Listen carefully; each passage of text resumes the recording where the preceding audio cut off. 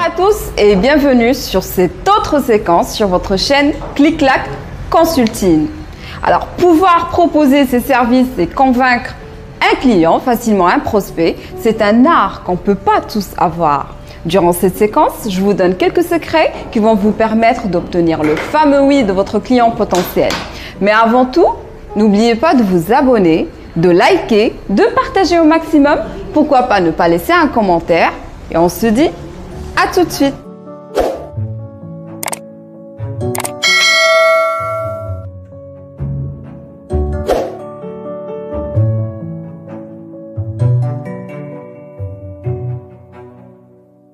L'argumentaire de vente est une technique d'influence positive pratiquée par l'ensemble des téléopérateurs.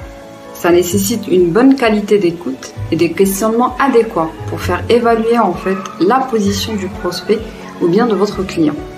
Et ça désigne 3 niveaux essentiels à toute argumentation commerciale: la caractéristique, l'avantage et le bénéfice. Alors, la caractéristique, c'est ce qui définit le produit ou bien le service, et c'est essentiel pour faire comprendre l'offre à votre client. L'avantage, c'est ce qui démarque le produit ou bien le service des produits et bien des services qui sont concurrents. Chaque caractéristique pertinente doit être traduite lors de l'argumentation par un avantage clairement identifiable par le consommateur. Le bénéfice, c'est le bienfait qui déroule de la caractéristique et de l'avantage. Un bénéfice impacte le client de manière positive. Il s'agit tout simplement du levier principal de la séduction. Vécu, si vous voulez, comme la réponse à une attente spécifique. Il conditionne ainsi directement l'acte de l'achat. Ça permet de dérouler un argumentaire de vente en captant l'attention de l'intérêt du client afin de le convaincre. Les 5 lettres de l'acronyme représentant 5 étapes distinctes du processus de vente. S. Situation. La première étape consiste à faire le point sur la situation dans laquelle se trouve le client. Il s'agit de lui poser les bonnes questions pour comprendre quels sont ses besoins et pourquoi sa décision est importante. I, c'est idée. L'objectif de cette deuxième étape est de susciter l'intérêt du client avec une idée découlant de l'analyse de sa situation. Celle-ci doit être simple, claire et concise. Son but est de mettre le client en condition pour écouter la préconisation commerciale. M, c'est mécanisme. Cette troisième étape consiste à détailler l'idée en spécifiant ses méthodes d'application. Qui fait quoi, quand, où, comment, quand, pour combien et pourquoi. Cela permet de lever les freins éventuels du client en démontrant le réalisme de l'idée.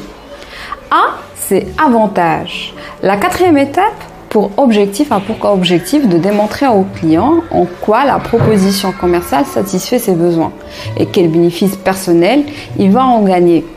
Et ça va mettre en avant les qualités spécifiques qu'il ne trouvera pas chez un autre concurrent. Alors, c'est ses conclusions. C'est le moment où le client doit prendre une décision. Il s'agit de l'inviter à agir en lui posant une question, par exemple, en lui donnant le choix entre 2 propositions afin de conclure la vente. La méthode SPANCO, ça permet de suivre étape par étape la négociation commerciale, de la prise de contact jusqu'à la conclusion d'une transaction. Elle se présente comme une véritable feuille de route pour convertir un prospect en client. Alors, chaque lettre de l'acronyme SPANCO correspond à une phase de processus de captation. Alors, S, c'est suspect. Phase de définition de la cible, il s'agit de circonscrire le périmètre des contacts et des relations possibles pour déployer une offre. En d'autres termes, de définir son marché. P, c'est prospect. Phase d'identification du lead. Lead, c'est votre client potentiel. En croisant les critères, en regroupant les suspects comportant des caractéristiques communes, avant de les contacter pour leur présenter l'offre. A, c'est analyse ou bien approche. C'est une phase d'évaluation et identification de la solution. Le commercial rencontre le prospect, écoute sa problématique, analyse ses besoins et réfléchit à la façon dont l'offre peut y répondre. N, c'est négociation. Phase de la proposition de vente et de la négociation. L'objectif est de faire accepter l'offre à votre client potentiel en répondant point par point aux objectifs déterminés au cours de l'analyse précédente. Ses conclusions. Phase de finalisation de la commande et de concrétisation de la vente en déterminant des conditions et le délai d'achat afin d'obtenir la signature de l'acte de vente et de poser les jalons de la relation client. O, c'est ordre. Phase de gestion et de suivi de la commande. Il est essentiel de soigner la qualité d'exécution afin de renforcer la confiance de votre client et de favoriser le processus de fidélisation.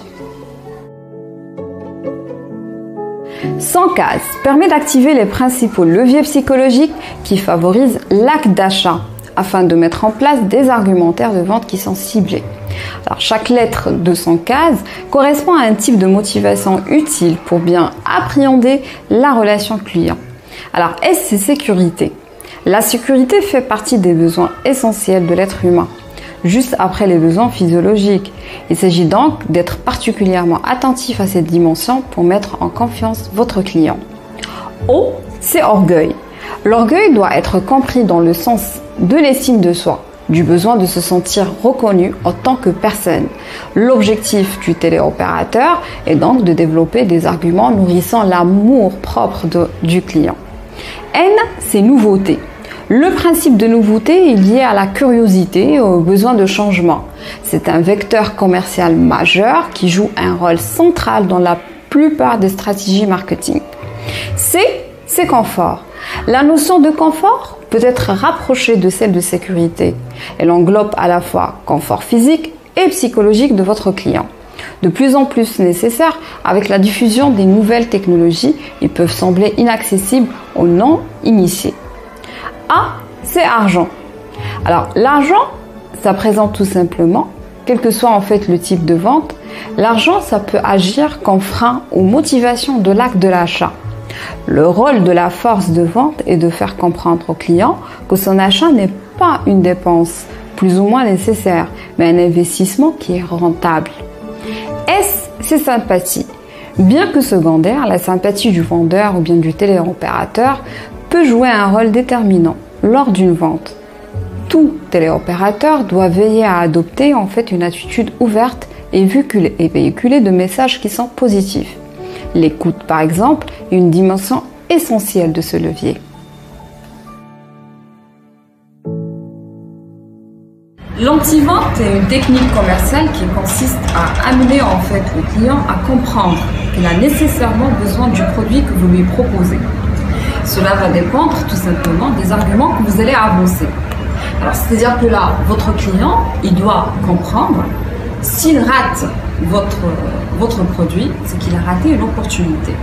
Là, je vais vous donner en fait un exemple qui est assez concret. Par exemple, j'ai un stylo à vendre. C'est-à-dire que là, c'est ma parole. C'est les arguments que je donne qui vont permettre en fait de convaincre mon client. Alors, j'ai ce stylo à vendre. Ce stylo, j'ai un stock chez le fournisseur et j'ai un stock chez moi à la maison. Qui veut vendre? Qui veut acheter plutôt ce stylo? Bien évidemment, personne. Maintenant, je vais changer de discours. Je vais changer d'argument. Alors, j'ai ce stylo à vendre. Ce stylo, il est tellement spécial à tel point que le stock du fournisseur, on a pu en fait le liquider en même pas 24 heures. Même chez moi à la maison, il me reste plus de stylo. Il me reste que ce stylo. Est-ce que vous voulez acheter ce stylo? Alors à ce moment-là, oui, mon client, il va accepter. Pourquoi? Parce que j'ai donné en fait des arguments qui vont il va comprendre tout simplement que s'il ne prend pas ce stylo qui est tellement spécial, c'est qu'il va rater une opportunité. Voilà en fait comment ça se passe, la technique de l'anti-vente. Alors durant cette séquence, chers abonnés, on a pu voir ensemble les différentes techniques qu'on peut utiliser en télémarketing. J'espère que ça a été en fait constructif pour vous. Et sur ce, je vais vous souhaiter une très belle journée. On se dit à la prochaine vidéo signée Clic-Clac Consulting.